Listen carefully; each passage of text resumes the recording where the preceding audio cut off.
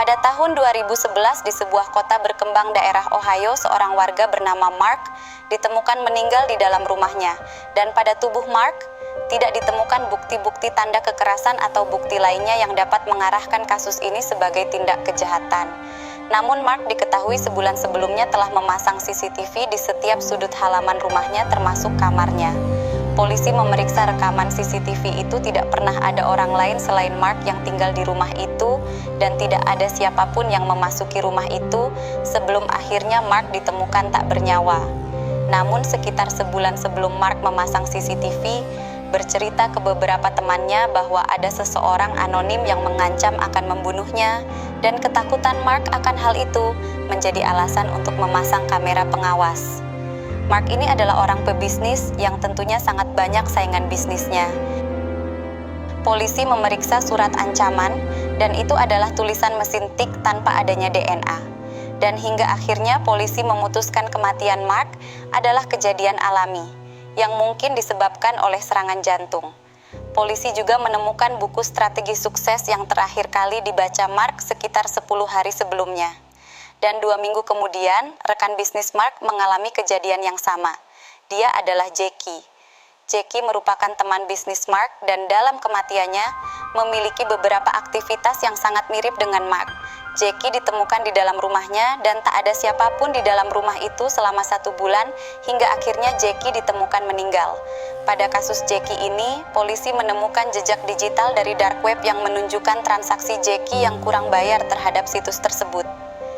Sepertinya Jackie telah transaksi di situs gelap terlarang ini, dan polisi segera mempelajarinya.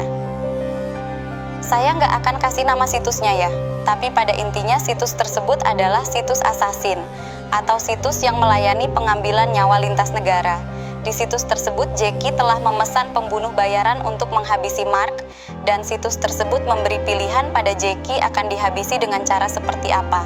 Dan karena biaya dengan kriteria yang diinginkan konsumen itu sangat mahal, maka Jackie mengambil yang paling murah saja. Yang artinya situs itu sendiri yang menentukan cara kematiannya. Situs itu pun mempersilahkan Jackie membayar 50% dulu, dan sisanya dibayar setelah tugasnya selesai. Jackie membayar keesokan harinya. Nama dan alamat Mark juga diminta oleh situs tersebut, dan situs itu menjanjikan waktu eksekusi sekitar kurang dari 2 bulan, atau bisa jadi di 1 bulan kurang, intinya tak sampai 2 bulan. Mark akan dipastikan meninggal. Namun pada saat Mark meninggal, Jackie malah kecewa, karena Jackie menganggap kematian Mark adalah hal yang alami, dan Jackie mengikuti alur penyelidikan polisi bahwa tak ada siapapun yang ada di rumah Mark. Hal ini membuat Jackie merasa rugi. Dia merasa tak perlu membayar situs assassin itu jika endingnya Mark meninggal secara alami. Namun, situs itu menagih sisa pembayaran ke Jackie, yang mana hal ini membuat Jackie langsung mengkonfrontasi situs tersebut, dan Jackie tak mau membayar sisanya. Jackie malah meminta situs itu mengembalikan uangnya. Hal ini berlangsung selama 3 hari lamanya, hingga akhirnya situs itu tak meresponnya lagi. Hingga 10 hari setelah situs itu tak merespon, Jackie ditemukan meninggal dengan cara yang sama. Tentu hal ini sangat mengejutkan polisi. Bagaimana mungkin seorang anonim menghabisi nyawa seseorang dengan tanpa hadir di tempat kejadian? Dan ini menjadi sangat nyata. Ini bukan dongeng santet ya. Polisi mempelajari hal ini berbulan-bulan tapi tidak pecah. Hingga akhirnya beberapa dari rekan kepolisian memutuskan jika akan memakai jasa mereka untuk mempelajari modus mereka dan menangkapnya. Dan ketika polisi menghubungi mereka untuk order kasus, dan situs itu meminta detail orang yang akan dikorbankan, polisi memberikan detail seseorang yang juga seorang pensiunan polisi, kita sebut saja John, yang tentunya nanti John akan dijaga ketat oleh banyak pihak. Detail itu dilengkapi dengan alamat serta foto korban. Situs itu menyetujui untuk menjalankan tugas dan meminta polisi untuk selesaikan pembayaran 50% di awal dan sisanya dilunasi pada saat tugas selesai. Nominal yang diminta situs itu cukup mahal ya, bisa mencapai 500 juta untuk paket termurahnya, bahkan hingga miliaran rupiah untuk 1 nyawa. Polisi gambling nih untuk melakukan pembayaran menggunakan Bitcoin 50% di awal, dan mereka disuruh menunggu kematian John. John langsung dijaga ketat 24 jam. Bahkan polisi sampai sempat frustasi pelakunya tak kunjung datang. Hingga di hari ke-10, seorang pengantar paket mengantarkan sebuah paket untuk John, yang mana paket itu dikirim dari negara bagian dan isi paketnya berdekripsi sebagai reward game tertentu, yang mana game itu adalah game yang memang digiati oleh John. Detail paket berisi buku tebal dan kode gift game yang John inginkan. John sangat senang tentang paket itu, tapi di sisi lain John tidak pernah memesan paket. Namun ketika melihat dekripsi sesuai dengan yang John inginkan, dia langsung senang.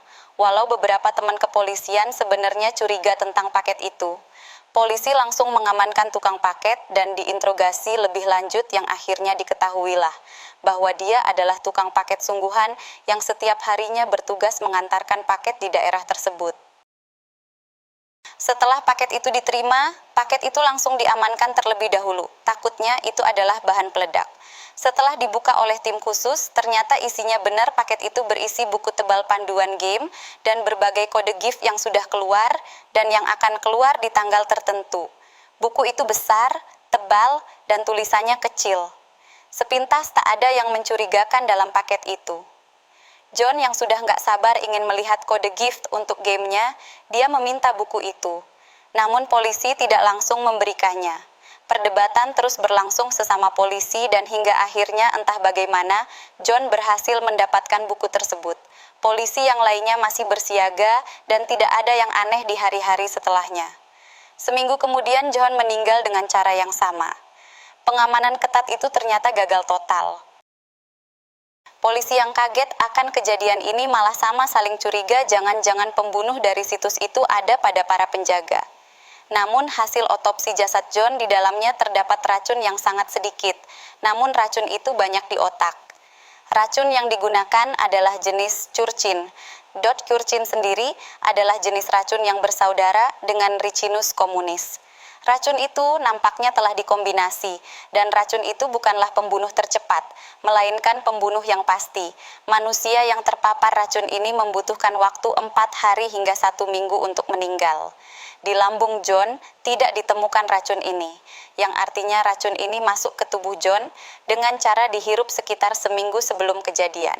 Seminggu sebelum kejadian, tidak ada aktivitas lainnya, dan John hanya membaca buku paket tersebut. Hingga akhirnya buku itu diteliti, dan benar buku itu mengandung konsentrasi racun yang sangat tinggi.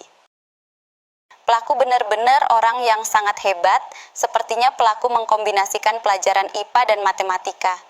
Dia pandai tentang racun dan pengaplikasiannya, dan dia juga paham dunia IT hingga mampu melacak game kesukaan John. Polisi melacak asal paket, tapi paket tidak diantarkan ke drop point pengiriman yang seharusnya, kemungkinan untuk menghindari CCTV. Pelaku mencegat tukang paket di jalan dan menitipkan paketnya di jalan, dan tentunya pelaku bukan berasal dari wilayah tersebut hingga akhirnya pelaku tak terlacak. Pada detail paket kematian ini sangat bersih tanpa ada detail DNA sedikit pun yang tertinggal. Pelaku asasin dari berbagai situs di dark web ini masih eksis hingga saat ini dan perlu kewaspadaan lebih untuk kita semua. Oh iya, dark web ini mengklaim bisa menjalankan tugasnya di negara manapun. Sebenarnya dalam beberapa penelusuran Boni yang lebih dalam lagi menemukan sangat banyak kasus tak biasa dan sangat menarik dalam dark web ini.